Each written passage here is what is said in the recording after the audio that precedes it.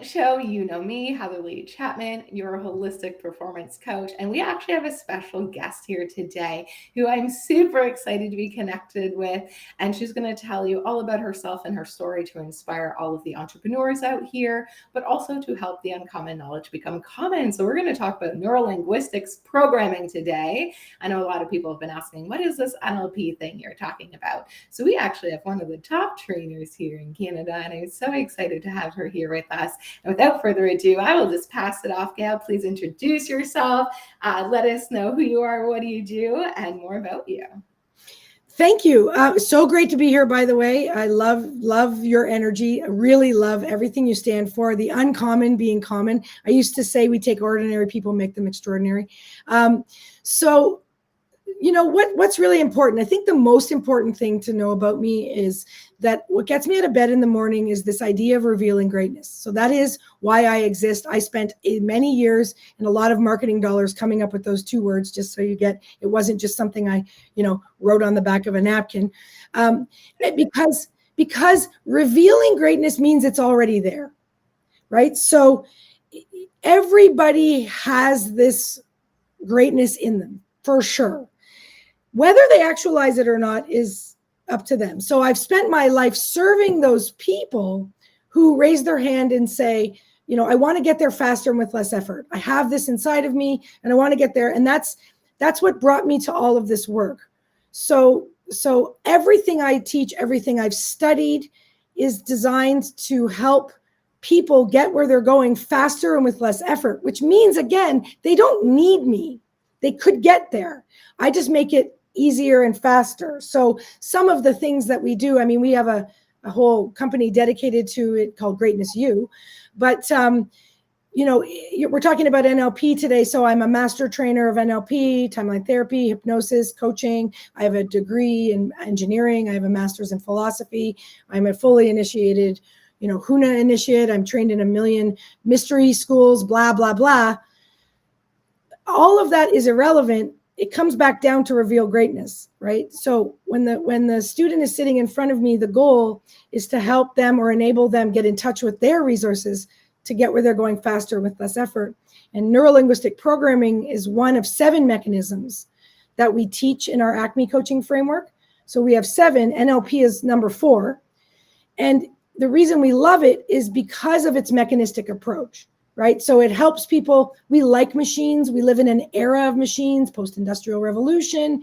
So I'm not saying the mind body is a machine. I want to be crystal clear. It's so much more than that. But when we take the framework that the mind is a machine and we tinker with the variables, we get very measurable outcomes. And NLP is a very effective way of looking at the mind mechanistically.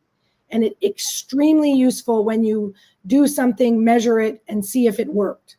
So it's one of the reasons why we like NLP as part of our 7 mechanistic model repertoire. What is your 7 mechanistic model? Okay, so I'm super proud of this. This is new since the last 2 years. So we needed a way to organize everything because people used to come to us and be like, oh, you're the NLP school. And we're like, well, yes, we're really good at it, but that's not the whole package. So we were trying to come up with an acronym. And so we were like accelerated change mechanisms. And I'm like, it doesn't roll off the tongue. And then my husband jokingly said, ACME, right? And for those of you who are old enough, you'll think of the anvils and the coyote and the roadrunner, and you'll have a pleasant memory. But then I looked it up, and ACME is the Greek word for peak as in highest point. And I was like, oh my God, this writes itself. Mm-hmm. So we adopted ACME as the sort of umbrella of our programs. So ACME stands for the Accelerated Change Mechanisms of Excellence. It also it literally means highest point.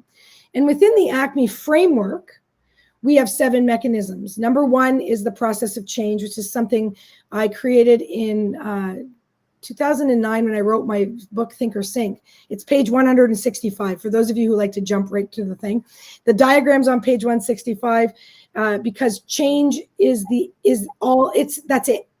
Change is the name of the game. If you don't understand how change works, you can do every tool on the planet and you won't understand why some work and some don't. So we need you to understand change fundamentally. The second mechanism is called the cycle of results, We need people to understand that the genesis of results is in the mind body, not in the physical 3D world. The genesis. That doesn't mean we don't take action. It means we have to prep before we take action. The creation of it. Yes. The beginning, the start. If you don't meet the preconditions, you can do all the things you want with your meat suit. It's not going to make a difference. Yeah. Okay. The third mechanism is called the performance triad. This is where we now sort of acknowledge people want to reach the peak. These aren't just regular people. They want their best performance. So the performance triad is, once we go inside the mind, what are those preconditions and how do we optimize them? So now we're getting really mechanistic. Okay. Then the fourth one is NLP. So we jump from that mechanistic model into a very mechanistic model, which is NLP, which teaches people essentially how to hack the processes to change the outcomes. Then we teach the fifth mechanistic model is timeline therapy. I was recently in Edinburgh meeting with an academic. So timeline therapy allows us to rewrite the past. And philosophically speaking, technically, it's a form of time travel, just so you know. But it marries some quantum physics with some very specific techniques to allow you to completely redefine the past, which is technically controlling your current programs. So it's probably the most powerful model I know. But if we lead with it, people are like, ah! So we usually lead with NLP, that warms them up. Then we go to timeline therapy. Then that blows their mind. Then our final mechanistic model is hypnosis.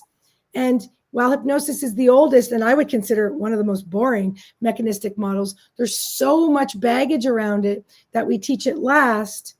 But I used to work in advertising, and as an advertising executive a long time ago, and I'm a master trainer of hypnosis, and I can tell you without question that all advertising is based on hypnosis. That's it. You're in a hypnotic state and you're suggested to. TVs create hypnotic states and advertising is suggestion. A hypnotherapist creates a hypnotic state on purpose, and then the suggestions are whatever they are to be better, faster, stronger, whatever. But it's the same mechanism. So I take out the woo-woo and put in the mechanistic model, and everybody goes, oh, well, that's pretty straightforward. Not as scary as you think. Right. And so, I used to coin this term called mindvertising. If you could just change it to mindvertising, then use the same mechanism. I mean, again, a trance is just like a measurable brainwave state. I'm a big science nerd because of my engineering background. So I like data. I like things that stick to your head and measure various rhythms and whatnot. And then the final mechanistic model. So that's all six. And then what we do is we take them all and we say, now you can't do everything with everyone.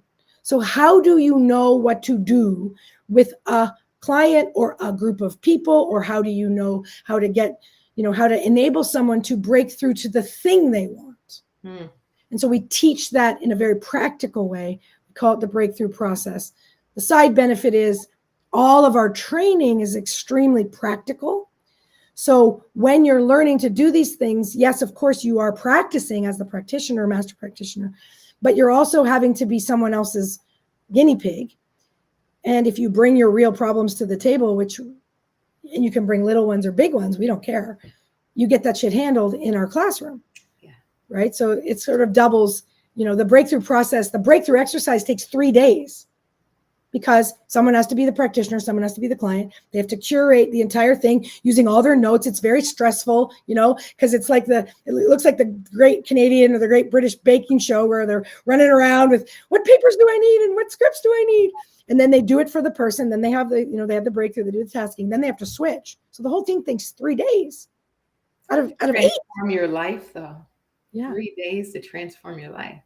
And to learn how to do it and replicate it for others, but also technically for yourself. That actually was probably one of my favorite parts of doing the course. It was not only was I gaining the knowledge, but it also meant I was healing myself for my past and future generations as well. So I just remember. Bonus. Yeah. Right? Bonus. I'm smarter. I have more tools to help more people, and I've healed.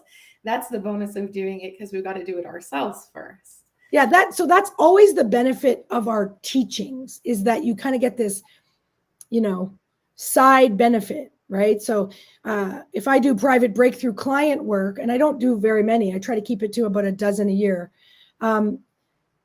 that's just a curated breakthrough. They don't want all the technical knowledge. They just want the thing. But for some people that, either there's a time constraint, a money constraint or whatever, or they just don't fit the model to do that, then they come into the classroom, they learn it, they get to experience it practically. So they do get it. It's just not totally personal, right? Yes. It's a little bit more on our schedule versus theirs, but still get the great results. It's different. Yeah. First of all, I just love your holistic approach. I love that you've been able to take multiple principles, put them together, and create a framework that has people get breakthroughs. Right. And with more ease. Because I think that's what we're all looking for. It took us a long time to figure out, because I would teach things and people would say to me, I came into this thinking it was like an NLP course. And I didn't realize it was so much more. I mean, yes, NLP, timeline therapy, hypnosis, they knew they were getting that. But these first three mechanisms that I is really the foundation of who I am. And the Acme coaching framework is finally how we figured out how to put it together. Because what I realized is people didn't understand the fundamentals of change. Mm-hmm. And when you're trying to achieve whatever it is, even if it's just going somewhere new for dinner, and I'm not just so you understand, the minute you move from standing still to going somewhere else, you're in the process of change. And if you don't know the process itself, so you can't identify where am I, and if you don't understand the preconditions required for success, it's hit and miss. And then you think it's the tools. That's the worst part, right? Or yourself. Because I remember at one point I was like, I literally can't work harder. There must be something wrong with me. Right. There's nothing wrong with you. And part of the reason people always say to me, why do I only take a dozen clients a year? Well, because what I'm vetting for are these preconditions. Because I guarantee my work, it's extremely intense. It's only a few days, blah, blah, blah, blah, blah. But I'm vetting for these conditions because if the two preconditions are met, I know the tools that I do delivered into those conditions will work every time. So one thing to say to your audience is all tools work every time, but the two preconditions have to be met for them to work. And I really think we should focus on this because it's super important for people who work with other people, but also for people who are trying to change themselves. Yeah, absolutely. Dive in. You take it away. What are the two conditions? Number one, and this is kind of a no-brainer, you have to have a burning desire. Now, that's every book ever written. It's literally an entire chapter in Think and Grow Rich. Right? Yeah. Okay. So you have to have a burning desire. You can't have a lukewarm desire. It can't be you can't want to want. It can't be something your parents want for you, your spouse wants for you, your partner wants for you, your children want for you, your friend wants for you, your coach wants for you, your doctor wants for you, blah, blah, blah. You have to want it. Pure as snow. If the desire is pure and burning, then you have to be willing to submit to whatever processes you've selected. Now, these processes should resonate with your values, your preferences. They should, sort of like flavors. It should be a flavor. If you like the tough, intense love, then pick tough, intense tools. If you like a little bit more of a permissive approach, then pick a permissive approach. I mean, when we teach hypnosis, we teach 3 styles. Milton Erickson, permissive. George Estabrooks, like the boot camp of hypnosis. And Dave Ellman is sort of like this paradoxical guy. He's like, it's your choice. I'm not doing anything anyways. Do it if you want, right? Yeah. So when you just discover the tools that resonate for you, you have to submit completely to the tools. If you don't, they won't work. Now, I need to say this again. Some people, you hear your friend did this thing and they did this course and it was awesome. And so you think the course is going to save you, right? So you jump into it because you have the desire, but you don't totally submit. And then you come out and you go, that didn't work. The tools are crap. The tools aren't crap. It was, you didn't fully submit, and that's okay. But we have this culture of blaming the tool. Okay. But I can, for every tool that's ever invented, I can find you somebody that it's worked for. And somebody that it didn't. Right. Now, as a modeler, as a master trainer of NLP, I am a master modeler. Okay. So I'm modeling these people for whom it worked and the people who didn't. And I'm like, what's the thing? And what I have determined is that for everybody that the tool works for, they have a burning desire, like they want this more than they want to breathe. And they have a willingness to completely submit. So I'll give you a sneaky little pre-ordeal. If I choose you as a private client, if I say, okay, this is going to be work, I give you a pre-task. The pre-task is to watch the movie The King's Speech. Now, I'm not going to give it away. I'm just going to say to your audience, go watch The King's Speech, and you will understand these preconditions. You will be able to determine the burning desire and how the coach requires the king, which is the king is the top archetype. There is no higher archetype except God in the collective consciousness. So the coach, the lowly coach, gets the king to submit to the process. And then the results ensue. So these are the only two things. So I hold in my mind, probably like you do, that anything is possible. I'm not trying to be a Pollyanna. I'm not exactly. People say, "Oh, you must be so optimistic." I'm not. I'm actually on my, when I'm just in my regular life, I'm kind of a bitch sometimes. But I'm also data driven, and I know that if you have a burning desire and a willingness to submit and be coachable and into the process, it will work every time. Now, you have to be willing to stay there when it's hard. Yeah. Right. And most people want to give up because it's hard. So part of why I like NLP and the tools that we teach is as we're going along and it's air quote hard, we're equipping you with the coping mechanisms to take the next step. Right. And that's what most people don't have. And that's why they jump into the change process and then they jump back out and then they jump in and they jump out. And it's just this constant cycle in and out until they hit their grave. And I love how Grant Cardone said, be obsessed or be average. That book really made a hit for me. And it was that. It's that burning desire. I know Bob talks about it. It's in Think and Grow Rich. And what I find what is missing is most people don't know what that burning desire is and they don't know how to find it and they don't make the decision and burn the boats. But you know what? Honestly, I get that. I do. There's all this pressure, but it's it's childlike. The burning desire isn't some thing that you like that's accepted or the biggest goal, or it's like what lights your heart up. Joseph Campbell said, follow your bliss, right? Be like a child. What lights your heart up, right? And somebody asked me this recently, and I was in Edinburgh and then I was in Oxford. And I said, honestly, I know everybody, and I've done a lot of things in my life, so maybe I'm just getting towards the end. I said, I just want to go in the Bodleian Library and sit there and read for the rest of my life. That for me is bliss. So there we are at Oxford, and I can't get a tour of the Bod, and I have a student card. I should be able to get a reading card, but it's Sunday, blah, blah, blah. And honestly, I don't know what happened, but I just was like, it was just like this unbelievable desire. I just have to see these books. These are the oldest books in the world, right? They're all in one place. And I was trying to rapport with the security guard and we were laughing, but he's like, I still can't let you in. And I'm like, using all your techniques and strategies. Trying my University of Edinburgh student card and I go, come on, right?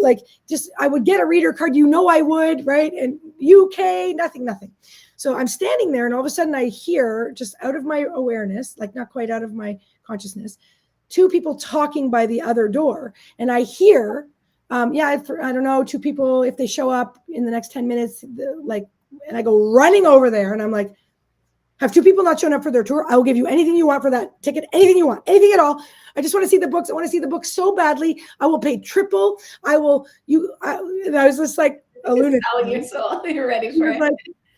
Well, I'll take you up myself.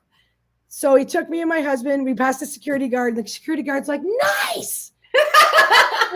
And I said, well, that can't be the first time you saw magic in the Bod. He's like, no, but awesome. Right. So I went upstairs and we were reflecting on it afterwards. And my husband was like, it's been a while since I've seen you do that. That quickly. That rapidly, that rapid. And I said, you know what? Remember the story about the monk, which I'll tell you if we have time. So remind me. Yeah. I said, all I was thinking about was getting into that library. I wanted it so badly since I was a child. And you were I read about this library in front of you. You can like smell it. You can taste it. It's just on the other side of a wall. I can imagine the desire. And you got to be willing to do what it takes. And I would not give up. I was like, I just kept my cool, and I was trying to figure out a way in. And I did. When I went to ask for those 2 tickets, like I kind of looked a bit like a lunatic, but I don't care. Like it worked. I had to be willing to do what it takes. So again, somebody once said to me, I don't know if I want to learn hypnosis because I don't know if you wanted you to do it. Are you going to make me cluck like a chicken? And I was like, well, this isn't a stage show. But then it hit me like, what if making you cluck like a chicken solved your problem? Would you do it? And the potential client said no. And I said, bye. And that's when I started limiting the private clients.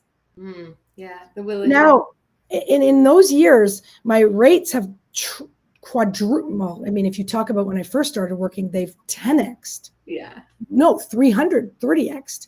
But because I now work with people who are they have a burning desire. These tend to be peak performers, probably the listeners of this show. They've probably achieved more than most people would achieve in a lifetime, right? And a willingness. So there's sort of like this super high performer, incredibly humble ego. Willingness to submit. I love it. And it works. It's magic sauce to... Then you could, honestly, I make a joke when I'm teaching a master practitioner.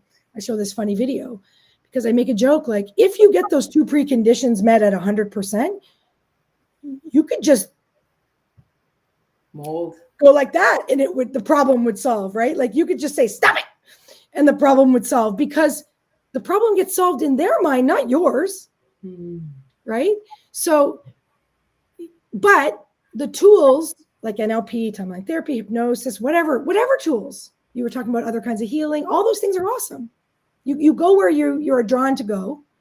They all work, but if the preconditions aren't met, it's a crapshoot. And that's why some people say, "Oh, it doesn't work." It's because they're missing those preconditions, right? So we put too much onus on the tool. That's the locus of power is outside of you when you do that. Yeah, and we give our power away, and there's no success in that. No, it might work because you might just be at that tipping point where you don't realize you submit. Well, no, let me put it to you this way: you just don't resist. So it works because you didn't resist. But some people, this, if you, like when I say to my students is, don't send me everybody you know, because you'll force them in my classroom and then they'll sit there waiting to prove me wrong.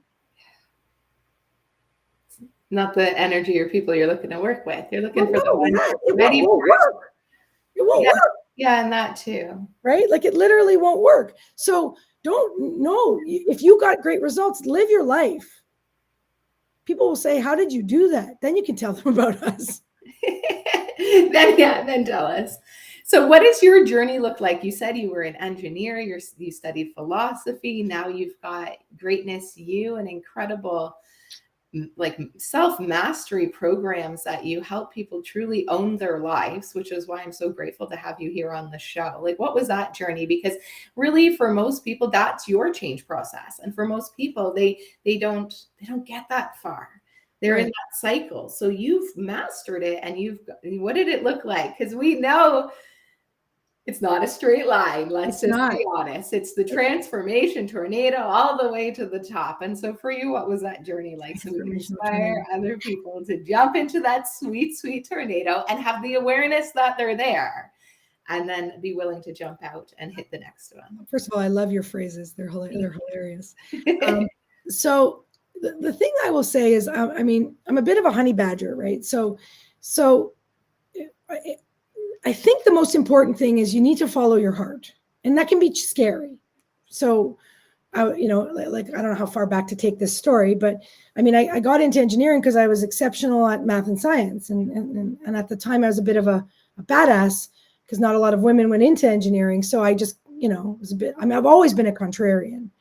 And so I kind of went in it just to like stir the shit. Right. And I was good at it and whatever. And, whatever. I figured out early on how to be successful by modeling successful people. I didn't know I was doing it, by the way. And, and then I did well, and I got a great job, and I worked at Procter Gamble straight out of university. And that was, amazing. I learned tons, learned a lot of stuff in hindsight. And then I jumped to another ship because I thought, after a few years, I thought the problem was the company. So then I jumped to Molson, and then I realized the problem wasn't the company. The problem was my values were pulling me in another direction, but my brain was like, oh, security. But you went to school for this. Right. Now, I didn't work as an engineer. I told you I worked as an advertising executive. So that's your first clue that I don't do anything in a straight line. I work in that. So I did. Like, I just wanted to. I mean, when I left P&G, though, my grandfather cried, which I thought was interesting. Now, my grandparents fled from communist Eastern Bloc country right after World War II. And for them, their number one priority in life was safety, security, freedom.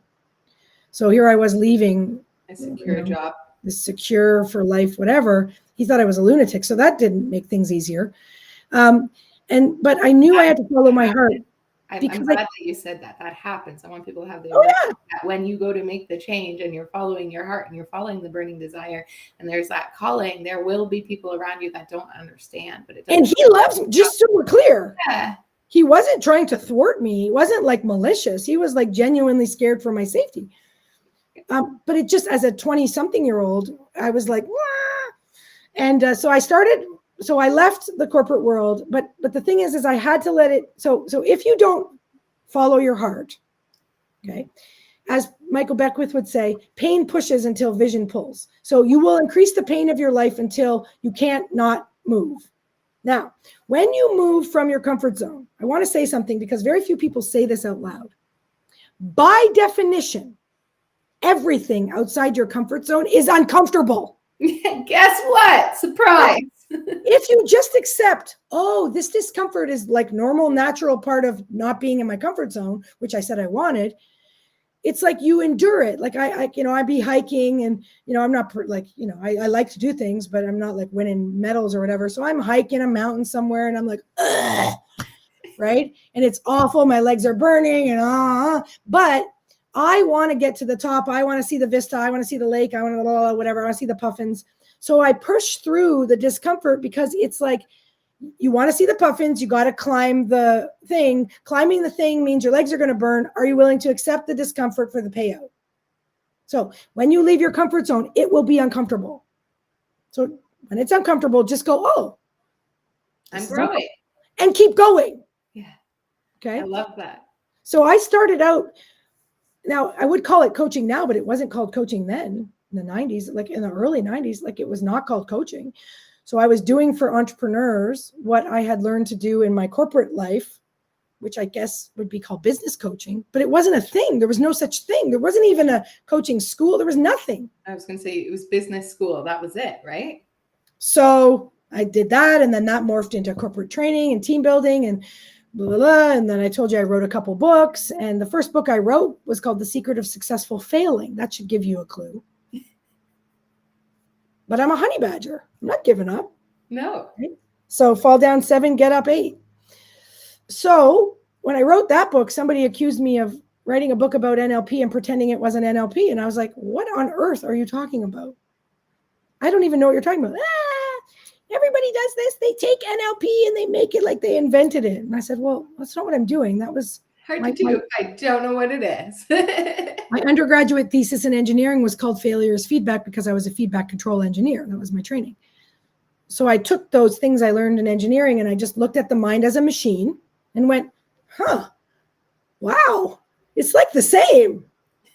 So I like machines because I was trained in machinery. But then somebody told me this. So then I looked it up and then I was like, oh my God. And I sat in the classroom. In the first hour I sat in the classroom, I was like, my God. It's someone's taken the machinery and done all the mind work. I don't have to figure it out for myself.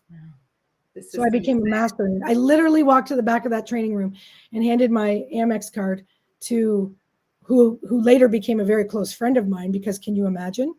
And I went, everything you teach as fast as possible. And he was like, you've been here for an hour. And you study with Tad James, I right? did. And so just for people in the audience, who's Tad James? So Tad and Adriana James, Adriana is his wife, but Tad James is a bit of an icon in the NLP world. He's one of the originals, peerage, learning from Bandler and Grinder directly when they were creating it.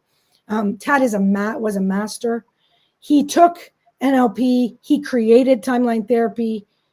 So they're not the same, but you'll recognize what we'll call mechanistic approach in timeline therapy. So he created that. And quite frankly, Tad was probably the best hypnotist alive at the time he was alive. Amazing. Truly. I did my master trainer of hypnosis with Tad directly. There were 3 people in the class. And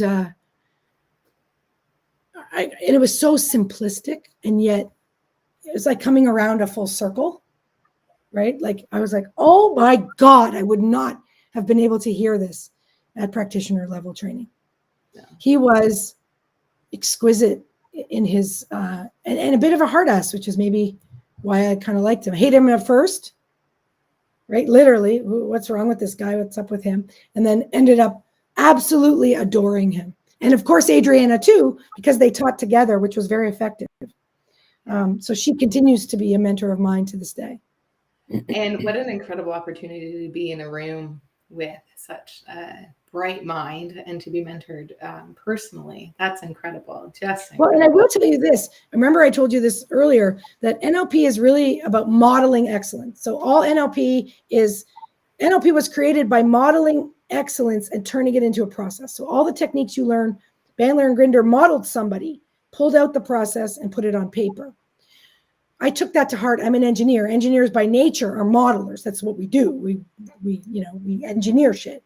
So I modeled Tad to the point where during my master trainer process, my training was identical. And I didn't add anything for over a decade. Even though I had written books and and then I started to add, and that's where we ended up with the Acme coaching framework. So I didn't do it overnight, and I never took out any of the NLP. I actually, so I was doing a timeline therapy session yesterday, and I've listened so many times to their audio trainings that I can hear how he says, "That's good." And I was like, if I can say it just like him. And so I tested yesterday, and I was getting the learning so much quicker just by saying it. So whatever magic sauce he discovered in even the tonalities, just incredible. So I'm really looking forward to diving in, learning more. So if you had a couple pieces of advice, like you've shared so much, so you've surpassed the 3 to 5 tips. But if you had some last few things, tips and tricks to share, people out there ready to make a change. They've tried, because this is where I was. I'd done it all. I thought I'd done it all. I literally couldn't work any harder. I was doing 18-hour days. I had 3 businesses, 3 contracts, volunteering at Landmark, right, recovering from a concussion and a disc injury. And I literally was like, I cannot work harder. There has to be another way. Then I found Bob Proctor. Then I found NLP and Landmark. Right. Well, I would say they found you, but yes, we attracted each other. But I mean, look, one of the Bob did find me, actually. Yeah, one of I'm trying to think of a way to add value, because the people on your show are going to be more sophisticated than the average person. So I do a speaking tour, like for the CEOs of the world, right? So and these are like peak performers that kind of want to learn more. And the talk that is the most wildly successful is called The Science of Intuition. And in it, because don't forget, I'm a scientist at heart, right? So I've collected data of research from around the world that tells a story that's not quite ready. Like, it's not quite fleshed out yet. So people will say to me, that's not real. Look, I'm not trying to make conclusions here. I'm just telling you where the research is going. Love it. So we're talking cutting edge research tends not to be totally fleshed out. And the research is showing, and I don't think it's too complicated, the body, the meat suit, I'm talking about the flesh, okay? The meat suit, I use that word on purpose. I love that. I use it too. It's an electromagnetic device, okay? Heart and brain are electric. That creates a magnetic field. So you're an electric, like, just basically, okay? Now, what's also an electromagnetic device? This is, okay? Now, how does this work? Well, I could send you a text message right now. It would take my message, code it, put it into binary, throw it on the wave, the electromagnetic wave, right? Whatever it is, 4G, 5G, whatever. It has to change, go through the air. It would come to the towers, bounce, bounce, bounce. It would go to your address because I was clear on what I wanted, your address. It would go there. It would get the code. It would decode, and it would show you the message. And that would happen like that. Instantaneously. Now, you're an electromagnetic device. You both send and receive electromagnetic signals. What's the information? Well, I'll tell you something. What you're going to send and receive is going to be dictated by what you desire in your heart, because the heart field is the strongest. So, and then the frequency is determined by your state being your emotional state. So this is why gratitude's all the rage, because gratitude's one of the most highest vibrating, and this is measurable. I'm not just being floofy here. Yeah. Okay? Thank you. The state of gratitude can be measured to be an extremely high frequency. And if you are in a high frequency, i.e., if my phone and your phone are on the same frequency, they can communicate. But they're getting rid of the 3G network in the US. So pretty soon phones that can only communicate on 3G won't be able to communicate anymore. So if your frequency is dominated by your emotional state, and your desire is the information that sort of like, it's like the message. Manifestation is not woo-woo. It's straight up boring resonance physics. So you got to get your meat suit in the right frequency. And there's two, you got to do that sort of three ways. You got to focus on what you want. That's the burning desire. You have to choose positive emotions. This is where timeline therapy is the single greatest tool in your repertoire. And I've been doing everything for 15 years, and that was my biggest breakthrough. Me too. You and I are trained in a ton of stuff. Yeah. Nothing clears the negative emotional impediment as timeline therapy. Yeah. And it's not Pollyanna. It's gone. Frequency. Okay. Then the third thing is a physiology of power, which is, there are many ways to do that, but I borrow from heart math. It's something else I'm fully trained in, is the slower and deeper breathing with the appreciation or gratitude. Now, you can't do the appreciation or gratitude if you're full of negative emotions, hence the timeline therapy, right? So if you do these things, you connect. Rumi said, what you seek is seeking you. Yeah. And everything is omnipresent. And if energy is neither created nor destroyed, only transferred, then what are we transferring and what are we receiving? So I will tell you that, the tips, you gotta admit what you want. And here's another tip that most people don't think is cool. The best way to learn this is materialistic as possible. So everybody's like, oh, inner peace, world peace, la, la, la. Those things are very hard to achieve because you kid yourself. First, learn how to do the process with material. You have to learn how to get something material to show up in your reality. Car, money, helicopter, I don't care, house. I started with the parking spot. That's what I used to start with. And then my friends just knew it doesn't matter what time I get there. Heather always gets a spot at the front. And then my friends started doing it. And that was the beginning of the journey of implementing the secret, and which we didn't quite understand, but you were giving us the scientific basis of it. But yes, just start with something. Don't kid yourself. Don't kid yourself. If you can't put the thing in front of you, the process needs more work. That's why materialism is good. Now, let's flip all the way to the woo-woo. Dion Fortune, right? Esoteric Western magic writer, would say the descent into matter must be complete before the ascent to spirit can begin. Here's what that means in today's language. You have to go through a period of being a materialistic pig before you can ascend, which means because you have to conquer the 3D world. You have to be able to know, I can make money. Not because money makes you good, but you might as well enjoy it along the way. Might as well. I mean, we're here. Nothing wrong with a Prada handbag or two, but when you have 10, you're like, okay, maybe this isn't the point. But once you have the process, then you can start to impact the things that we were talking about, right? Like lifting others, staying in your heart when your government's going insane, for example, right? So these are the reason you do the training. When I woke up, you have to understand, I woke up on March 2020. My revenue projections on my fancy dashboard were 0. Yeah. I turned to my husband and said, I've been screaming at people that you should be able to make money from scratch. And I went, well, I'm going to put that into practice. I had to close my doors March 2022, and I did the same thing. I was like, I give myself a challenge. I said, today you make as much as you earned before. And then I did it in half the amount of time. And I went, so did all my clients. Really? Now here's what you need. Why? Because the skills you learn, you perfect in the material world, you can't hide. You said you wanted a Tesla. Did you get a Tesla? No. Process needs more work. That just means, like, that's the feedback loop of life, right? That was my whole work in engineering. That just means you get to do it again. Yay, it's super fun, right? You get to get one more time around the loop, little process improvement so that you get the direct, exact outcome. And through the years that I've been practicing this, I'm so clear with people because I've manifested things that I was like, ooh, I said that, but I didn't mean it that way, but that's exactly what I got. And to a point that I have jokes like I got a layover in New York and had to take a cab across New York. I'm like, that is not what I meant. I will be more specific next time. Next thing I know, isn't that funny? Well, you bring up a good point. So I will say this: be very attached to the desire and very unattached to the execution. Because if you knew how to get it, you'd already have it. Yeah. It's not a straight line, but the unconscious mind works at the path of least resistance. So be clear. And money is a terrible thing. Like an amount of money is a terrible thing to want, because it's generalization. Instead, want the things that you would do. I used to watch Bob do this. I don't know if you ever saw him do this, but somebody would say they want $1 million and he'd hand them a piece of paper and say, how are you going to spend it right now? And every time I watched him do it, the person couldn't even spend half of it.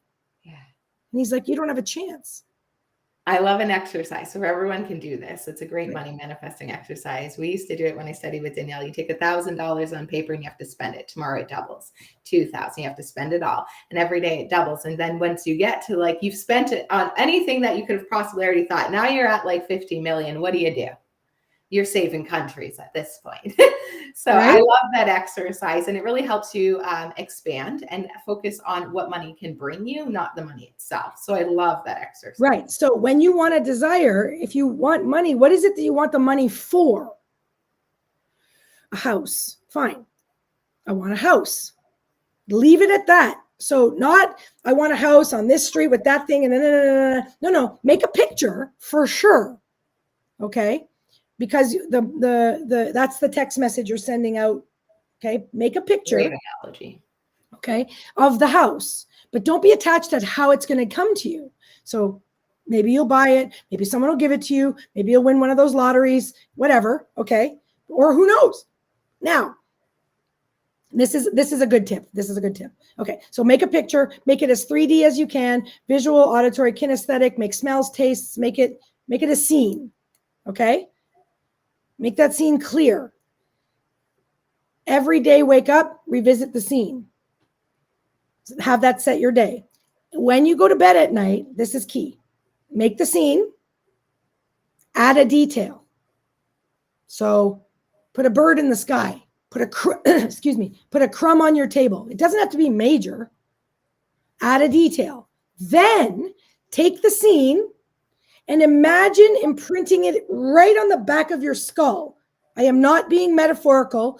So I am saying, imagine taking the scene and imprinting the scene on the back of your skull, then go to bed. Don't go to sleep. Don't do another thing. Just close your eyes and go to sleep. Wake up in the morning. Remember the scene. Do your day.